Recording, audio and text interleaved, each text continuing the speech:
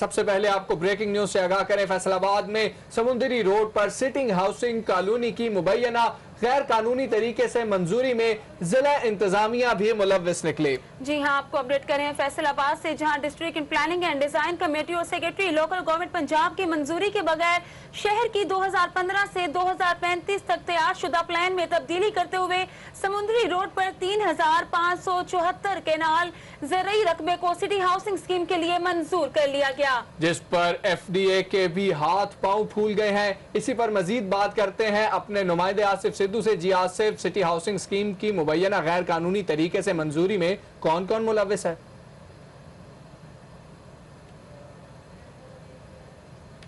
जी बिल्कुल हमजा, ये समुद्री रोड पर सिटी हाउसिंग स्कीम की मंजूरी दी गई है, जिसके लिए सिटी हाउसिंग स्कीम की जानिब से रवां साल फरवरी में एप्लीकेशन दी गई थी FDA में, लेकिन FDA ने वो सारी ज़मीन ज़रूरी रकबा होने की वजह से इनकार कर दिया मंजूरी के लिए, जिस पर ज़िला इंतज़ामिया ने इस काम को तरन वाला समझते हुए मंजूरी के हवाले से आगाज़ शुरू कर दिया काम का। और 2 माह बाद जो स्टडी थी वो इस फेवर में दे दी गई कि यहाँ पर सिटी हाउसिंग स्कीम जो है उसकी मंजूरी दी जा सकती है, और सिटी हाउसिंग स्कीम को ये मरासला जारी कर दिया गया कि अब वो FDA से रजू करें और उनको इसकी परमिशन दे दी जाएगी सिटी हाउसिंग स्कीम के लिए। यहाँ पर म्यूनसिपल सर्विसेज डिपार्टमेंट ने ये सारी कार्रवाई की है। उनकी जानिब से गैर कानूनी तरीके से 3574 केनाल रकबा जो है ज़रूरी रकबा था उसको रिहायशी रकबा करार दे दिया गया।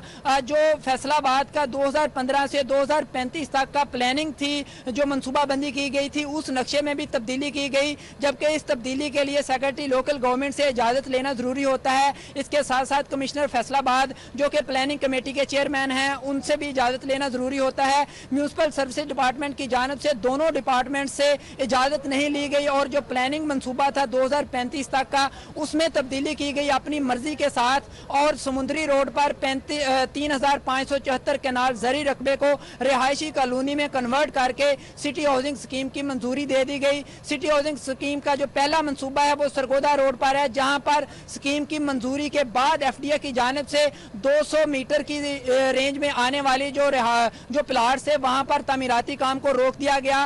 पहले ही फैसलाबाद के शहरी इस मंसूबे से शदीद मुतासर थे कि उनकी करोड़ों की रकम जो है वो सिटी हाउसिंग स्कीम के अकाउंट में ट्रांसफर हो चुकी थी, जबकि उनको प्लाट्स नहीं दिए गए। अब दूसरी स्कीम जिसका आगाज समुद्री रोड पर गैर कानूनी तरीके से जिसकी मंजूरी दी गई है, तो फैसलाबाद के शहरी इससे भी मोहतात हो जाएं, क्योंकि इसके गैर कानूनी होने की कहानी जो है वो अभी से स्टार्ट हो गई है। इस पर फैसलाबाद जिले इंतजामिया ने ये सारी कार्रवाई की है कि गैर कानूनी तरीके से जो ज़रूरी रकबा था उसको रिहायशी कॉलोनी की माद में मंजूर कर दिया गया। कन्वर्जन फीस जो है वो भी ले ली गई, और अब FDA को मरासला जारी कर दिया गया है कि जी फैसलाबाद जिले इंतजामिया को सिटी हाउसिंग स्कीम की मंजूरी पर कोई इतराज़ ना है, जिस पर FDA की जानिब से सिर्फ 2 माह बाद वही ज़मीन जिसको पहले ज़रूरी रकबा होने की वजह से सिटी हाउसिंग स्कीम ना मंजूर करने का कहा गया था, 2 माह बाद उसकी मंजूरी दे दी गई है। जबकि सिटी हाउसिंग स्कीम की जानिब से समुद्री रोड पर इस पर तामीराती काम जो है उसका भी आगाज कर दिया गया है। जबकि फैसलाबाद जिले इंतजामिया को ज़राए के मुताबिक अब आला अफसरान के नोटिस में यह बात आई है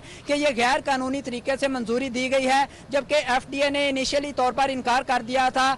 इसमें फैसलाबाद म्यूनसिपल डिपार्टमेंट जो है, म्यूनसिपल सर्विसेज डिपार्टमेंट, वो मुलव्वस पाया गया है। तो आला अफसरान की जानिब से इंक्वायरी इनिशिएट करने का भी आगाज कर दिया गया है, तैयारियां कर ली गई हैं। इसमें EDO म्यूनसिपल सर्विसेज जो हैं वो मुबैना तौर पर मुलव्वस पाए जा रहे हैं। इंकशाफ के बाद अब इंक्वायरी जो है वो इनिशिएट कर दी गई है। इसके बाद पता चलेगा कि मजीद कौन कौन इसमें मुलव्वस हैं और किस तरीके से ये गैर कानूनी तरीके से जो मनसूबा था, प्लान था फैसलाबाद शहर का 2015 से 2035 तक जो पहले अप्रूव हो चुका था, तैयार था, उसमें किस तरह से ये तब्दीली कर दी गई और किस तरह ज़रूरी ज़मीन को रिहायशी कॉलोनी में कन्वर्ट कर दिया गया। कवानीन के मुताबिक रिहायशी जो प्लाट्स हैं उनको कमर्शियल प्लाट्स तो कंसीडर किया जा सकता है, लेकिन जो ज़रूरी रकबा जहाँ पर फसलें उगती हैं और वो बाकायदा आबाद है, उस ज़रूरी रकबे को रिहायशी कॉलोनी की माद में कन्वर्ट नहीं किया जा सकता। ये कवानीन है, लेकिन फैसलाबाद म्यूनसिपल सर्विसेज डिपार्टमेंट की जानिब से इन कवानीन को भी मलहूज़े खातिर नहीं रखा गया और गैर कानूनी तरीके से जो ज़रूरी रकबा है उसको रिहायशी कॉलोनी की माद में सिटी हाउसिंग स्कीम को इजाज़त देने के हवाले से तमाम राहें हमवार कर दी गई, ताकि FDA की जानिब से इस पर कोई एलिगेशन ना लग सके और उनकी जानिब से भी मंजूरी दे दी जाए। जी। जी आसिफ, यहाँ पर यह बताइएगा कि इंक्वायरी कब तक मुकम्मल कर ली जाएगी, और अगर अब बात जिला इंतजामिया पर आ गई है तो क्या हस्बे मामूल खामोशी इख्तियार की जाएगी?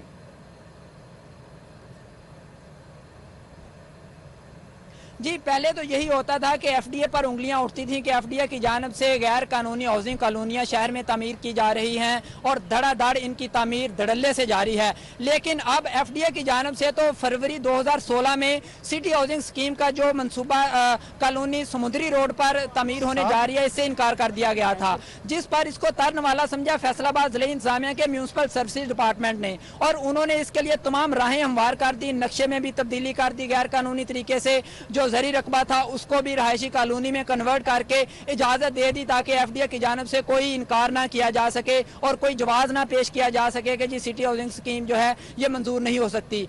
फिर मजबूर हो गया एफडीए भी, उन्होंने सिर्फ 2 माह बाद अप्रैल में इस बात की मंजूरी दे दी कि समुद्री रोड पर सिटी हाउसिंग स्कीम जो है वो तामीर हो सकती है। ये 3574 केनाल जो है उस रहायशी रकबा बहुत बड़ा रकबा बनता है, 8 मरबा से भी ज्यादा बनता है ये, बल्कि 16। इस पर मंजूरी तो दे दी गई। अब ये फैसलाबाद जिले इंतजामिया के आला अफसरान के नोटिस में भी ये बात आ चुकी है कि किस तरह से गैर कानूनी तरीके से जो प्लान था फैसलाबाद का उसमें भी तब्दीली कर दी गई, और इस हवाले से सेक्रेटरी लोकल गवर्नमेंट पंजाब को भी आगाह नहीं किया गया, जिनसे मंजूरी लेना जरूरी होती है, और फैसलाबाद के जो कमिश्नर हैं उनसे भी इजाजत लेना जरूरी होती है, क्योंकि वो प्लानिंग एंड डेवलपमेंट का जो चेयरमैन है वो कमिश्नर फैसलाबाद मोमिन आगा हैं, उनके नोटिस में भी ये बात लाना जरूरी होती है, जबकि दोनों अथॉरिटीज के नोटिस में लाए बगैर ये इस जरी रकबे को सिटी हाउसिंग कॉलोनी के नाम शिफ्ट कर दिया गया और इजाजत दे दी गई कि जी आप वहां पर सिटी हाउसिंग स्कीम के तहत प्रोजेक्ट चला सकते हैं। इससे फैसलाबाद के शहरी पहले इंतहाइया तक सफर कर चुके हैं और उनके करोड़ों के रुपए जो हैं वो सिटी हाउसिंग स्कीम के अकाउंट में मुंतकिल हो चुके हैं और उनको अभी तक प्लाट नहीं दिए जाए। उनको ये कहा जा रहा था कि हम समुद्री रोड पर दूसरी कॉलोनी बना रहे हैं तो वहां पर आपको प्लाट दिए जाएंगे। अब उसके आगाज से पहले ही इस कॉलोनी के भी गैर कानूनी होने की कहानी का आगाज हो चुका है। इस हवाले से फैसलाबाद जिले इंतजामिया के आला अफसरान भी जो है उनके नोटिस में भी बात आ गई है और उन्होंने इंक्वायरी इनिशिएट करने का आगाज कर दिया गया है। आइंदा 1 से 2 रोज में ईडीओ म्यूनसिपल सर्विसेज जो है उनकी इंक्वायरी बाकायदा तौर से शुरू कर दी जाएगी और प्लान किया जा रहा है कि EDO finance and budget doctor Arshad और एडिशनल डिस्ट्रिक्ट कलेक्टर डॉक्टर कमर एजाज खालिक रजा की इनकी इंक्वायरी करेंगे और उसके बाद मजीद जो दीगर हजरात मुलव्वस होंगे इस मामले में उनको भी इंक्वायरी में शामिल किया जाएगा। जी आसिफ सिद्धू, बहुत शुक्रिया तफसीलात से आगाह करने के लिए। 2 माह पहले गैर कानूनी करार दी जाने वाली सोसाइटी की मंजूरी दे दी। फैसलाबाद में समुद्री रोड पर सिटी हाउसिंग कॉलोनी की मुबैना गैर कानूनी तरीके से मंजूरी में जिला इंतजामिया भी मुलव्वस है।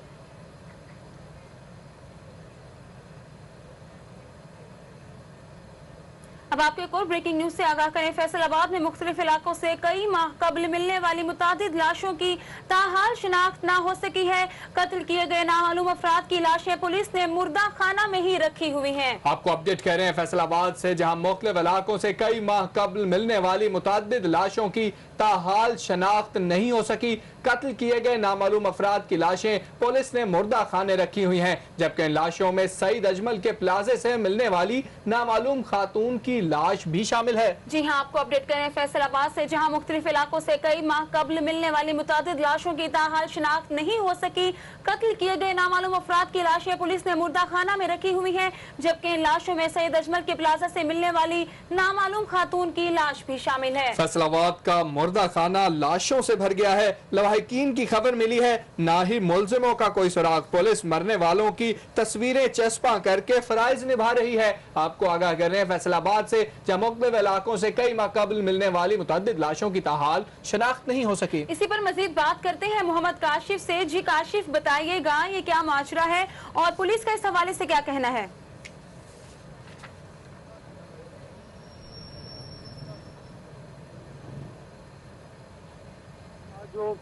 जो कातिल है उनको भी तलाश किया जा रहा है। फैसलाबाद की पुलिस की जो कारकर्दगी है वो सामने आ जाती है कि अभी तक जो इनके वर्ता है उनको ही नहीं तलाश किया जा सका, इनके नाम का ही नहीं पता चल सका, तो इनके मुल्ज़मान जो है गिरफ्तार करना तो बहुत दूर की बात है। तो फैसलाबाद के मुख्तलिफ इलाकों में जो आए रोज जो मशक़शुदा लाशें मिलती है, नहर से मिलती है, दूसरे जो कत्ल कर दिया जाता है नामालूम अफराद को, तो उनकी जो लाशें हैं वो अभी भी मुर्दा खाने में जो कुछ है वो पुलिस की जानब से दफना दी जाती हैं, उनको दफन कर दिया जाता है। कुछ को जो है वो अलाइड अस्पताल के मुर्दा खाने में ही जो मुंतकिल कर दिया जाता है, लेकिन कई माह गुजर जाती है।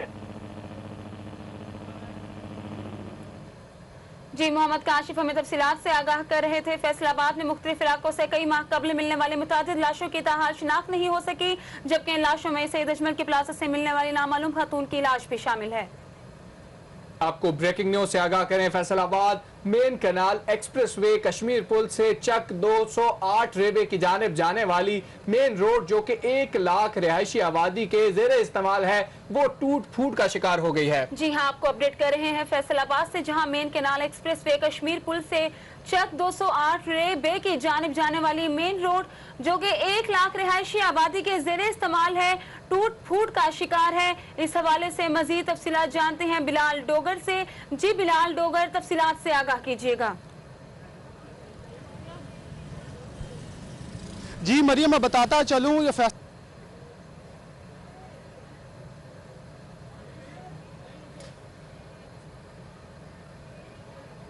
फैसलाबाद मेन कनाल एक्सप्रेसवे कश्मीर पुल से चक 208 रेबे की जानिब जाने वाली मेन रोड जो कि 1 लाख रिहायशी आबादी के जेर इस्तेमाल है, टूट फूट का शिकार हो गई है। जी हाँ, आपको एक बार फिर बताते चले, फैसलाबाद मेन कनाल एक्सप्रेसवे कश्मीर पुल से चक 208 रेबे की जानिब जाने वाली मेन रोड जो कि 1 लाख रिहायशी आबादी के जेर इस्तेमाल है, टूट फूट का शिकार है। आपको अपडेट कर रहे हैं फैसलाबाद से, जहां चक 208 रेबे की जानिब जाने वाली मेन रोड जो कि 1 लाख रिहायशी आबादी के जेर इस्तेमाल है, टूट फूट का शिकार है।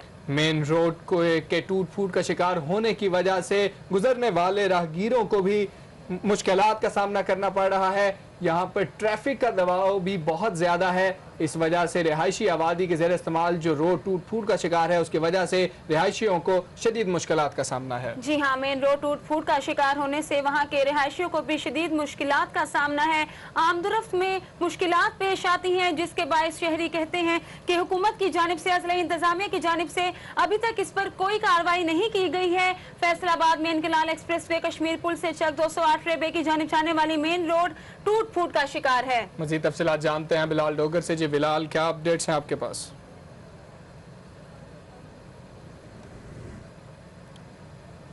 बिलाल डोगर से हमारा राब्ता मुनक़ता हो गया। एक बार फिर आपको बताते चले कि फैसलाबाद मेन कनाल एक्सप्रेसवे कश्मीर पुल से चक 208 रेबे की जानिब जाने वाली मेन रोड जो कि 1 लाख रिहायशी आबादी के जेर इस्तेमाल है, टूट फूट का शिकार है। एक मरतबा फिर राब्ता किया हमने अपने नुमाइंदे बिलाल डोगर से। जी बिलाल, क्या तफसीलात हैं आपके पास? जी हमजा, मैं बताता चलूँ, मैं इस वक्त चक नंबर 208 रेबे डोगरावाला की तरफ जो सड़क जाती है वहाँ मौजूद हूँ। फैसलाबाद जिला हुकूमत की जानिब से दावे तो बहुत किए जाते हैं शहरियों को सहूलियात देने के लिए, लेकिन हकीकत ये तो उसके बारे इधर नीचे चक नंबर 208 की तरफ आती है, ये मुकम्मल तौर पर टूट फूट का शिकार है। 3 से 4 साल कबल ये सड़क पब्लिक पार्टनरशिप से जेर तमाम बनाई गई थी, जो कि जिसके अंदर सीवर लाइन भी डाला गया था और पुख्ता सड़क जो जिसे कारपेट सड़क कहते हैं वो बनाई गई थी, लाइनें भी लगाई गई थी। लेकिन 2 माह 3 माह गुजरते ही जब बारिशें हुई हैं तो सीवर लाइन बैठ गई, उसके बाद इसकी जो पैचिंग का काम है वो भी किया गया, लेकिन अब दोबारा जो सड़क है वो टूट फूट का शिकार है। सीवर लाइन भी दोबारा बैठ चुका है, 1 से 1.5 फुट तक बैठा है। मेन होल सतह जमीन से 1 से 1.5 फुट ऊंचे हैं, जिसकी वजह से जो गाड़ियों के मालिकान है वो कहते हैं हमारा जो माली नुकसान है वो भी होता है, जिसकी वजह से जो नुकसान भारी नुकसान वो उठाते हैं। इसके साथ जो आए रोज हादसा है वो भी रोजमा होते हैं। मैं बताता चलूँ, केनाल एक्सप्रेस रोड से जो गटवाला की तरफ से ट्रैफिक आती है उसको जड़ावाला रोड के ऊपर लिंक करने के लिए, जड़ावाला रोड जो मेन रोड है उसके ऊपर ट्रैफिक का भाव कम करने के लिए ये लिंक रोड के तौर पे भी इस्तेमाल होता है। बरस्ता चक नंबर 208 209 से जो राजबा मखलूवाना है उससे लिंक करते हुए जड़ावाला रोड के ऊपर जो ट्रैफिक है उसके भाव को वहाँ मुंतकिल कर दिया जाता है, ताकि जो ट्रैफिक है वो शहर के अंदर दाखिल ना हो सके। लेकिन उसके बावजूद, इस मेन रोड की अहमियत होने के बावजूद यहाँ हैवी ट्रैफिक भी आती है और इसकी तरफ जो यतीमाना सलूक किया जाता है वो लम्हा फिक्री है। यहाँ हैवी ट्रैफिक जब गुजरती है तो आए रोज 2 से 3 दिन बाद हादसा भी रोजमा होते रहते हैं। जबकि मैं बताते चलूँ 1 लाख की आबादी जो है उसका ये जेर इस्तेमाल है। मैं आबादियों के नाम आपको बताता चलूँ, रजा टाउन है, 213 सूसा है, न्यू गार्डन ब्लॉक है, मदीना टाउन है, ईडन गार्डन है, ईडन वैली है, मॉडल सिटी है, हसन विलास है, 208 रेबे है, 209 रेबे है, 204 रेबे है। और हसन विलास के जो रिहायशी हैं उनके ये जेर इस्तेमाल है। लेकिन इसकी अहमियत के बावजूद इसके साथ जो ये सलूक किया जा रहा है उससे जो अहले इलाका हैं वो भी सरापा एहतजाज हैं। और उनका कहना है कि जिला हुकूमत को दरख्वास्तें लिख के थक गए हैं, लेकिन शायद ना DCO के कान पर जू रेंगती है और ना किसी जो मुतल्लिका हुकाम है FDO वाले या कॉलोनिया वालों से जो रजिस्ट्रेशन के पैसे तो लेते हैं, लेकिन शायद उन्हें यह ख्याल नहीं आता कि मेन रोड की तमीर भी जिला हुकूमत की जिम्मेदारी है। हमारे साथ यहाँ जो लोग हैं मुल्का इलाका जात के वो मौजूद हैं, उनसे बात करते हैं कि उनका क्या कहना, क्या मसाइल जो किन मसाइल से वो दरपेश है और किन मसाइल का उन्हें सामना करना पड़ता है। जी बताइएगा, आप यहाँ के रिहायशी हैं और ये जो रोड है ये 1 लाख से ज्यादा आबादी के जरिए इस्तेमाल है, किन मुश्किल का सामना आपको करना पड़ता है? हमें बहुत ज्यादा मुश्किल है। मैं ईडन गार्डन का रहायशी हूँ, ठीक है। ये जो रोड बनी थी ये पब्लिक प्लेस पे बनी थी, अपने खर्चे पे आप बनी थी। आज तक कोई MNA कोई MPA हमारी खबर लेने को कभी नहीं आया। 5 साल हो गए हैं हमारे रोड को टूटे हुए, बहुत बुरा हाल है हमारे रोड का। MNA की हमने शक्ल तक नहीं देखी, ठीक है। हमारे साथ जो सलूक किया जाता है बहुत बुरा सलूक किया जाता है। रोड हमारा टूटा हुआ, गाड़ियां हमारी टूट गई हैं, हम बहुत मुश्किल हालात में हैं। इसलिए मेहरबानी करके हमारी कोई सुनी जाए, हमारे रोड की तरफ देखा जाए। हम अपील करते हैं गवर्नमेंट से कि हमारे रोड को बनवाया जाए जल्दी से जल्दी, हम बहुत मुश्किल में हैं। जी, जैसे कि उनका कहना है कि वो शदीद मुश्किलात उन्हें दरपेश हैं और रोड के ऊपर सिर्फ ना के जो ट्रैफिक है वो बहुत मुश्किल पेश है, बल्कि इसके साथ साथ जो MNA और MP हैं वो तो यहाँ शक्ल ही नहीं दिखाते और MNA तो MNA ने तो एक बार भी यहाँ शक्ल नहीं दिखाई, जो कि मियाँ मोहम्मद फारूक MNA हैं। NA 80 का ये हल्का है और वो कह रहे हैं उनकी तो हमने शक्ल तक नहीं देखी। और यहाँ से जब हैवी ट्रैफिक गुजरती है माली नुकसान तो होता है, साथ साथ जानी नुकसान भी उन्हें लाहक हो रहा है और उनकी जानें भी खतरे में पड़ी हुई। हमारे साथ और यहाँ शुरा मौजूद है जो यहाँ हमारे साथ अहले इलाका उनसे बात करते हैं। जी, आप किस इलाके के रिहायशी हैं? जी, आपको यहाँ 208 तक के रिहायशी रास्ता तो उधर जाता है, लेकिन यहाँ वादे किए गए 80 फुट रोड के, लेकिन अब तक नहीं बनाया। किन मुश्किलात, कौन सी मुश्किलात दरपेश है? मुश्किलात तो इस तरह है जो आप रोड का हाल है जो आपको भी देख रहे हैं। 1 साल में कम से कम 10 से 12 हादसे होते हैं जिनमें लोगों की जान जाती है। हमारे जो है इलाका के सियासतदान है ये आते हैं, वोट लेते हैं, चले जाते हैं, हमारी इसमें नहीं सुनता है। इतना लोड होने के बावजूद, इतना अहम रोड होने के बावजूद इनको कोई ख्याल नहीं रहा है कि यहाँ पे कोई लोग रहते हैं, देखते सुने, पर हमारे पास कोई आदमी नहीं आता। जी, इनका कहना था कि मुश्किलात तो बढ़ती जा रही हैं और कोई भी इनका जो दर्द सुनने के लिए नहीं आता और वो शदीद कर्म में मुब्तला हैं। जिला हुकाम की जो मुश्किल के वो अल्फाज थे, खत हैं और लेटर हैं वो लिखते रहे, लेकिन कोई भी एक्शन लेता। और यहाँ शुरा मौजूद है, उनसे बात करते हैं। जी, आपको किन मुश्किलात का सामना है और कैसे आप ये जो इसके ऊपर दरख्वास्तें दी हैं गवर्नमेंट को आपने कहा, लेकिन कोई भी एक्शन नहीं होता? गवर्नमेंट तो हमारी सिर्फ नाम की है। गवर्नमेंट को सिर्फ टैक्सेस लगाने के अलावा कोई काम नहीं है। अब इसकी यहाँ पे जितनी भी बाती है इनको हैवी टैक्सेस लगा दिए गए हैं और सिर्फ टैक्सेस लेने का काम है। गवर्नमेंट को आवाम को फैसिलिटी प्रोवाइड करने की कोई कोशिश नहीं है। अगर वो आवाम को फैसिलिटी प्रोवाइड करे तो आवाम भी टैक्स खुशी से पे करे, लेकिन गवर्नमेंट को सिर्फ अपनी जेबें भरने का शौक है, आवाम को फैसिलिटी प्रोवाइड करने का कोई शौक नहीं है। ना ही हमारे यहाँ पे MPA जो को बनाना उनको भी ख्याल है, ना MNA को ख्याल है और ना ही जिले गवर्नमेंट को भी ख्याल है। सबको सिर्फ टैक्सेस की शक्ल में ना अपनी जेबें भरने का शौक है। आवाम को फैसिलिटी कोई प्रोवाइड नहीं करती कि रोड है, सीवरेज है और भी सहूलियात है, उसकी किसी को कोई परवाह नहीं। इनका कहना था वोट लेने तो जो सूबाई और नेशनल असेंबली के रुकन हैं, जब वो इलेक्शन होते हैं तो यहाँ भाग के आ जाते हैं, मिलते भी करते हैं और वोट भी ले लेते हैं, लेकिन उसके बाद तो ऐसे है जैसे चेहरा दिखाना दोबारा भी नहीं करते और उनको यहाँ शदीद मुश्किलात दरपेश है। हमारे साथ एक और जो अहले इलाका वो बात करना चाह रहे हैं, उनसे बात करते हैं कि क्या मुश्किलात हैं और क्या आप जिला हुकूमत से दरख्वास्त करना चाहेंगे? जैसा कि आपको पता है कि इस रोड से बहुत से स्कूल बन चुके हैं जो अच्छे स्टैंडर्ड है, जिसकी वजह से शिकायत के टाइम पे इतना रश होता है कि वो ब्लॉक हो जाए। दूसरा ये कि महीने में एक आपका बात किसी अखबार पे आ जाता है कि रिंग रोड का हिस्सा है और बजट न होने की वजह से कम्प्लीट नहीं हो। हम ये पूछना चाहते हैं कि आखिर इस रोड का बजट कहाँ इस्तेमाल हो? जी, इनका कहना था कि यहाँ वो मैं ऐड करता जाऊँ कि ये जो लिंक रोड है इसको वादे FDA की जानिब से किए गए, फाइलें कंप्लीट कर दी गई कि 80 फुट रोड ये बना के जो फैसलाबाद की ट्रैफिक बाहर से आती है, जो लाहौर और ये शेखपुरा रोड की तरफ से किनार रोड पे आती है, उसको बरसता जड़ावाला रोड पे मुंतकिल करने के लिए इस रोड को बड़ा कर दिया जाएगा ताकि ये लिंक रोड बनाया जाए और आगे जो सुपर रोड है जिसे डबल रोड कहा जाता है उसके ऊपर इसे लिंक कर दिया जाएगा ताकि हैवी ट्रैफिक को इधर मुंतकिल करके जो मुश्किलात हैं उसमें आसानी पैदा की जा सके। इसके साथ साथ यहाँ जो बड़े प्राइवेट स्कूल भी वाक़ हैं, जो स्कूल की छुट्टी और स्कूल के ओपनिंग टाइम पे इतना रश होता है कि गुजरना बिल्कुल महाल हो जाता है। शहरियों का यह मुतालबा है जिला हुकूमत से क्योंकि मुश्किलात में आसानी पैदा की जा सके, उनका दर्द को कम किया जाए। जी बहुत शुक्रिया बिलाल हमें तफसीलात से आगाह करने के लिए। Faisalabad main canal express vehicle से चक 208 रेबे की जानिब जाने वाली मेन रोड जो कि एक रिहायशी आबादी के ज़ेरे इस्तेमाल है वो टूट फूट का शिकार है। पर आपको ब्रेकिंग न्यूज से आगाह करें, पंजाब हुकूमत ने डिस्ट्रिक्ट मॉनिटरिंग ऑफिस को जिला भर के तमाम स्कूल्स की तस्वीर के साथ ई टैगिंग करने की जिम्मेदारी सौंप दी है। जी हाँ, आपको अपडेट कर रहे हैं। पंजाब हुकूमत ने डिस्ट्रिक्ट मॉनिटरिंग ऑफिस को जिला भर के तमाम स्कूल्स की तस्वीर के साथ ई टैगिंग करने की जिम्मेदारी सौंप दी है।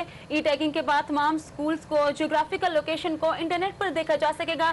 स्कूल टैगिंग करने के लिए मॉनिटरिंग इवैल्यूएशन असिस्टेंट्स को SOPs भी जारी कर दिए गए हैं। मजीद जानते हैं जहांगीर अशरफ से। जी जहांगीर, आगाह कीजिएगा।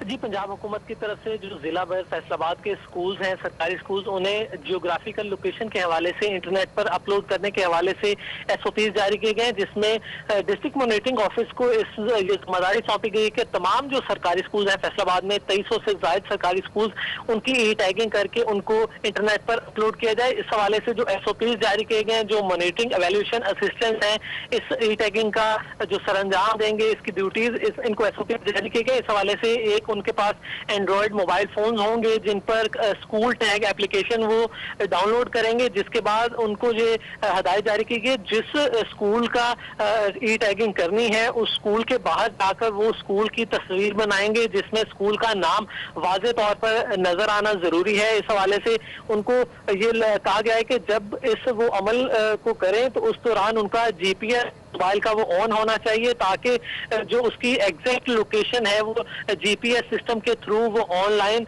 मुयसर हो। इसके अलावा इनको ये हदायत की गई कि तमाम जो स्कूल सरकारी हैं उनके जब तस्वीर बनाई जाए तो इस बात का ख्याल रखा जाए कि वहाँ पर साया ना हो और MEA जो है उनको अपनी तस्वीर भी उसके साथ अवेजा करने की जो है वो हदायत की गई। इसके अलावा उनको कहा गया है कि जब तक लोकेशन उसकी मोबाइल पर बाकायदा तौर पर वाज़े नहीं हो जाती उस वक्त तक मुसलसल उसको दोबारा से वो अपडेट करेंगे और फाइनल जो अपडेट है और इसको सबमिट सिर्फ उसी सूरत में किया जाएगा जब उन्हें कंफर्म हो जाए कि जिस स्कूल का नाम उन्होंने कंप्यूटर एप्लीकेशन जो है स्कूल टैगिंग एप्लीकेशन जो इसके लिए बनाई गई खसूसी तौर पर, उसमें जो स्कूल का नाम है उसी स्कूल के बाहर वो खड़े होंगे और उसी का जो पिक्चर है वो अपलोड करेंगे। उसकी लोकेशन जब तक फाइनल नहीं हो जाती इसको वो अपलोड नहीं करेंगे और इसको बार बार वो वेरिफिकेशन करेंगे और GPS अगर इनका एक्टिव नहीं होगा तो ये उनका जो गलत है एड्रेस वो होने का भी खर्चा। इस हवाले से वाज़े तौर पर SOPs में हदायत जारी की कि जब तक आपका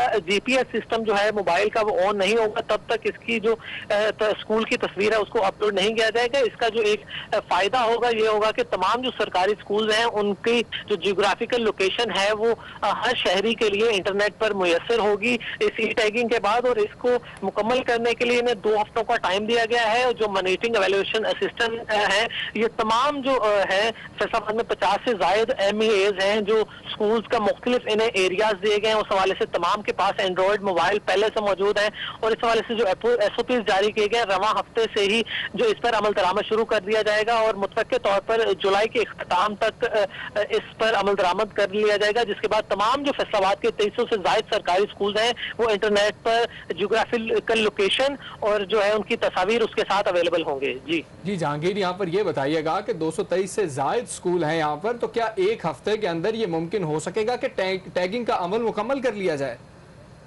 2300 से ज्यादा स्कूल हैं फैसलाबाद में और इनको क्योंकि जो MEAs हैं ये पहले से तमाम स्कूल्स में इनको 1 माह में विजिट करना लाजमी है। इस हवाले से जो काम फौरी तौर पर शुरू कर दिया गया है ये 2 हफ्तों में तो नजर नहीं आ रहा, लेकिन रूटीन के मुताबिक जो मॉनिटरिंग एवेल्यूएशन असिस्टेंट्स हैं वो आम मामूल के मुताबिक जो स्कूल्स मॉनिटर करते हैं उनको तकरीबन 1 माह का अरसा दरकार होता है तमाम स्कूल्स का विजिट करने के हवाले से।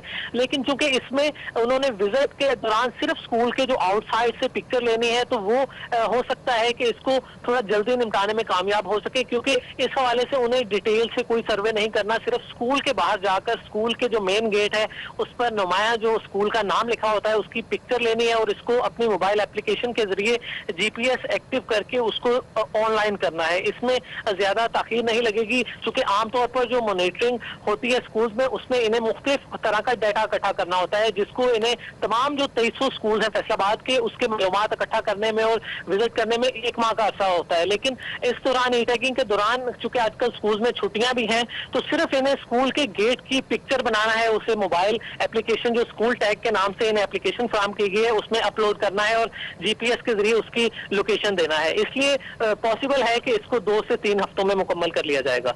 जी जहांगीर, बहुत शुक्रिया तफसीलात से आगाह करने के लिए। पंजाब हुकूमत ने डिस्ट्रिक्ट मॉनिटरिंग ऑफिस को जिला भर के तमाम स्कूल्स की तस्वीर के साथ ई टैगिंग करने की जिम्मेदारी सौंप दी है। यहाँ आपको ब्रेकिंग न्यूज से आगाह करें। डिस्ट्रिक्ट हेडक्वार्टर अस्पताल चिन्योट के 100 से ज्यादा मुलाजमीन के क्वार्टर्स खस्ता हाली और टूट फूट का शिकार हैं, जो किसी भी वक्त सानहे का सबब बन सकते हैं। आपको अपडेट कर रहे हैं, डिस्ट्रिक्ट हेडक्वार्टर अस्पताल चिन्योट के 100 से ज्यादा मुलाजमीन के क्वार्टर्स खस्ता हाली और टूट फूट का शिकार हैं। इस हवाले से मजीद जानते हैं अपने नुमाइंदे सैयद मुदस्सर काजमी से। जी मुदस्सर, तफसीलात से आगाह कीजिए। हाँ जी बिल्कुल, इस वक्त मैं मौजूद हूँ डिस्ट्रिक्ट हेडक्वार्टर के जो दर्जे चहारम से लेकर 16 ग्रेड तक के जो मुलाजमीन हैं उनके लिए बनाए गए क्वार्टर्स, उनकी इतनी खस्ता हाली है कि जिस वजह से मुलाजमीन और उनके जो फैमिलीज़ हैं वो शदीद मुश्किलात का सामना है उनको। उनके ऊपर जो मौत के जो साए हैं वो मुंडला रहे हैं, जिसकी वजह से वो खौफ व हरास में मुब्तला है।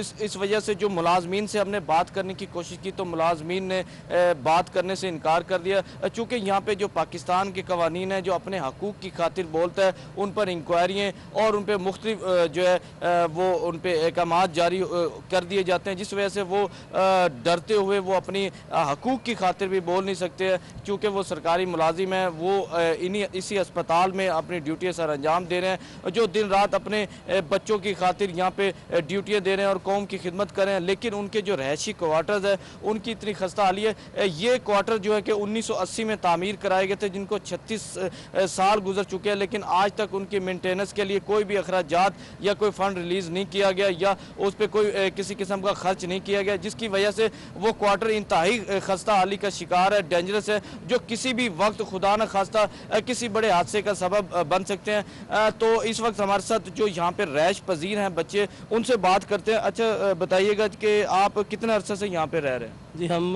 तकरीबन 5 साल हो गए हमें यहाँ रहते हुए। 5 साल में 1 रुपये का इधर अलाउंस नहीं लगा हमारे कोठी पे।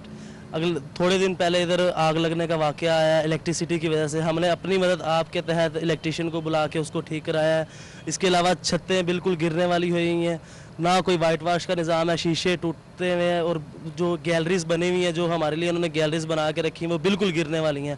बच्चे वहाँ पे खेलते हैं, हमने बच्चों को खेलने से भी मना कर दिया है और बिल्कुल आपके सामने ही है सारी सूरत हाल। कोई इधर ये बताइएगा कि ये आप 5 साल के अरसे में इतना 5 साल का अरसा आपको यहाँ पे हो गया, तो कोई इस 5 साल के दौरान किसी किस्म की कोई इंतज़ामिया ने आके इसकी मेंटेनेंस के लिए कोई किया हो काम? जी बिल्कुल आते हैं, बराए नाम कागजी कार्रवाई करके चले जाते हैं, लेकिन कुछ भी प्रैक्टिकली कुछ भी नहीं करते। और दूसरी बात ये कि 13,000 पर मंथ हमसे ये काट रहे हैं और उसका हमें कोई फ़ायदा नहीं हो रहा, 1 रुपये का फ़ायदा नहीं हो रहा। अच्छा, ये मानसून की बारिशें, शदीद बारिशें चल रही हैं, जिस वजह से आए रोज़ छतें और दीवारें गिर रही हैं, इतनी खस्ता हाली ये जो बिल्कुल खस्ता हाल इसकी बिल्डिंग का जो इस वक्त है सूरत हाल, तो इस दौरान आप की क्या कैफियत होती है जब बारिश होती है? जी बिल्कुल आपके सामने ही है, सारी बात है, जान का खौफ किसको नहीं होता। हम डर जाते हैं कि बिल्कुल छतें ऐसे हैं जैसे गिरने वाली हैं और ऊपर से जब बारिशें होती हैं तो वो तो काम और ज़्यादा ख़राब हो जाता है। पानी गिरता है अंदर से और सीमेंट गिरता है, ऊपर से पत्थर गिरते हैं, तो ज़ाहिरी बात है हम डर जाते हैं। खौफ किसको नहीं आता खौफ। हाँ जी बिल्कुल, जो कि मुलाजमीन हैं वो तो बोल नहीं सकते, लेकिन जो कहते हैं कि बच्चे मन के सच्चे होते हैं, इसी वजह से हमने आप बच्चों से। अच्छा ये बताइएगा बेटा, आप कितने अरसे से रह रहे हो और आप क्या कैफियत है ये जो इतने ख़तरनाक हो चुके हैं क्वार्टर? हाँ, 6 साल से यहाँ पे रह रहे हैं, तो यहाँ की जो छतें वगैरह हैं, ये शीटें वगैरह बहुत ज़्यादा गैलरी ख़राब हैं, तो गिरने वाली हैं। यहाँ पे हम खेल भी नहीं सकते हैं और बैठ भी नहीं सकते। बैठने की बहुत दूर की बात है, हम खड़े भी नहीं हो सकते। यहाँ पे बहुत ख़तरा रहता है, बहुत ज़ोर बारिशें होती हैं, कोई पता नहीं किसी वक्त गिर भी सकती हैं। मेहरबानी फरमा के इंतज़ामिया को चाहिए जल्दी से जल्दी ठीक करते हैं। हाँ जी बिल्कुल, जैसे कि बच्चों का भी कहना है कि इंतहाई ख़तरनाक ये बिल्डिंगें हो चुकी है। ये क्वार्टर खुदा न खास्ता किसी बड़े हादसे का सबब बन चुकी है, लेकिन इंतहाई अफसोसनाक बात यह है कि इंतज़ामिया की जानिब से इनकी मेंटेनेंस के लिए कोई खातिर खा इंतज़ाम नहीं किया। हमारे साथ और भी मज़ीद बच्चे मौजूद हैं, उनसे जानते हैं। जी बेटा बताइएगा, ये जो क्वार्टर ख़तरनाक हुए हैं, आप यहाँ पर खेलते हैं, आपको खौफ आता है, ये क्या मतलब? हम यहाँ पे खेलते हैं, इसलिए हम नहीं खेलते। यहाँ पे छतें नहीं गिरती, हम खौफ के मारे हम नहीं खेलते। जो बच्चे हैं वो खौफ के मारे हैं, वो यहाँ पे खेलते नहीं हैं, बल्कि वो जाके जो अस्पताल का ग्राउंड है वहाँ पे खेलते हैं। और यहाँ पे मैं ये भी आपको बताता चलूँ कि यहाँ पे 100 से ज़ायद अफराद यहाँ पे रैश पजीर हैं और दर्जा चहारम से लेके 16वें ग्रेड तक के जो मुलाजमीन हैं वो यहाँ पे रैश पजीर हैं। 4,000 से लेकर 13,000 रुपये तक वो माहाना उनका जो तनख्वाहों में से काट लिया जाता है, लेकिन उसकी मेंटेनेंस के लिए कोई खातिर खा इंतज़ाम नहीं किया जाता है। मुलाजमीन के जो बच्चे हैं और मुलाजमीन का कहना है कि यहाँ पे कागजी कार्रवाई में जो मेंटेनेंस तो कर दी जाती है, लेकिन जो बिल्डिंग है उसकी लिए इन्होंने कोई इंतज़ाम नहीं किया, जिसकी वजह से ये इतनी डेंजरस और ख़तरनाक बिल्डिंग हो चुकी है कि जो मानसून की जो इतनी शदीद बारिशें हो रही है, खुदा न खास्ता इसमें किसी बड़े हादसे का सबब बन सकती हैं। जी आपको बताएं कि पंजाब कैबिनेट कमेटी बराए लॉ एंड ऑर्डर की फैसलाबाद समेत सूबे भर में सिक्योरिटी उमूर का जायजा लेने के लिए वीडियो लिंक कॉन्फ्रेंस हुई। शहर फैसलाबाद से कमिश्नर मोमिन आगा और RPO बिलाल सदी कमियाना ने वीडियो लिंक के जरिए सिक्योरिटी उमूर पर ब्रीफिंग दी। मज़ीद जानते हैं आसिफ सिद्धू से। जी आसिफ सिद्धू, तफसीलात से आगाह कीजिएगा। वीडियो लिंक कॉन्फ्रेंस हुई जिसमें वज़ीर कानून Punjab Rana Sanaullah, IG Punjab Mushtaq Sukhera, home secretary Punjab Azam Salman ने शिरकत की। कैबिनेट कमेटी की जानब से कमिश्नर मोमिन अली आगा और RPO बिलाल सदी कमियाना को हिदायत की गई कि शहर में वन व्हीलिंग की रोकथाम के लिए मौसर इकदाम किए जाएँ, क्योंकि आगे 14 अगस्त का दिन आ रहा है, तो 14 अगस्त के मौके पर वन व्हीलिंग का कोई भी नाखुशगर वाक़या सुनने में नहीं आना चाहिए और 14 अगस्त के हवाले से ही अहम तनसीबात, अमारतों और अवामी इज्तिमात की सिक्योरिटी के हवाले से जामे हिकमत अमली अपनाई जाए। इसके साथ साथ कैबिनेट कमेटी की जानब से हिदायत की गई कि तमाम सिक्योरिटी इदारे आपस में करीबी रब्ता रखें और अहम मालूमात को शेयर किया जाए। इसके साथ साथ ये भी कहा गया कि किसी भी खतरे की सूरत हाल से निपटने के लिए सिक्योरिटी इदारे बर वक्त इंसदादी और हिफाजती जो इक़दाम हैं वो करें। जी बहुत शुक्रिया आसिफ सिद्धू तफसीलात से आगाह करने के लिए। और अब आपको बताएंगे झंग के इलाके गोजरा रोड पर वाक़ अंडरपास पर 2 रोज गुजर जाने के बावजूद बारिश का पानी मौजूद है, जिससे ट्रैफिक का निजाम भी मुअत्तल होकर रह गया है। मज़ीद तफसीलात जानते हैं अपने नुमाइंदे मुबशर हसन नकवी से। जी मुबशर, तफसीलात से आगाह कीजिए। जी बिल्कुल, मानसून बारिशों का जो है वो सिलसिला शुरू हो चुका है। 2 रोज़ कबल जो है वो झंग में पहली मानसून की बारिश हुई, जिसको 71 मिलीमीटर जो है वो रिकॉर्ड की गई। इस बारिश के बाद शहर के नशीबी इलाके जो है वो ज़ेरे आब आ गए थे, जिनमें दीवान वाली बस्ती, गोजरा रोड, मल्ला Jalalabad, Jhang city, Sargodha road, Toba road और दीगर ऐसे इलाके हैं नशीबी इलाके जहाँ पर 2 रोज़ गुजर जाने के बाद भी बारिश का पानी जमा है और लोगों को शदीद मुश्किलात का सामना करना पड़ रहा है। मैं इससे मौजूद हूँ झंग गोजरा पर वाक़या अंडरपास के पर जहाँ पर 2 रोज़ से जो है वो कबल होने वाली बारिश के बाद का जो पानी है वो अभी तक यहाँ पर जमा है। इस पानी के जमा होने की वजह से लोग जो है उनको मुतबादिल रास्ता इख्तियार करना पड़ रहा है और गोजा फाटक के ऊपर जो है वो ट्रैफिक जो है वो उसका जो ब्लॉक रहना मामूल की बात बन गया। लोगों को शदीद मुश्किलात का सामना करना पड़ रहा है। और इसके अलावा यहाँ पर जो है 1122 की गाड़ियाँ अक्सर जो है वो इस ट्रैफिक में फंसी रहती हैं। इसकी सबसे बड़ी वजह यह है कि अंडरपास में जो है वो पानी खड़ा है और मुतबादिल रास्ता यहाँ से गुजरने का है ही नहीं और लोग जो है खासे परेशान दिखाई दे रहे हैं। लोगों का मुतालबा है DCO झंग से कि अंडरपास पर खड़े इस पानी को निकासी के लिए जो है फौरी तौर पर जो इक़दाम किए जाएँ ताकि उनकी मुश्किलात में जो कुछ कमी वाक़या हो सके। जी मुबशर नकवी, बहुत शुक्रिया आगाह करने के लिए। सिटी 41 के न्यूज़ स्टूडियो से फिल वक्त इतना ही। मज़ीद तफसीलात के लिए आप देखते रहिए सिटी 41।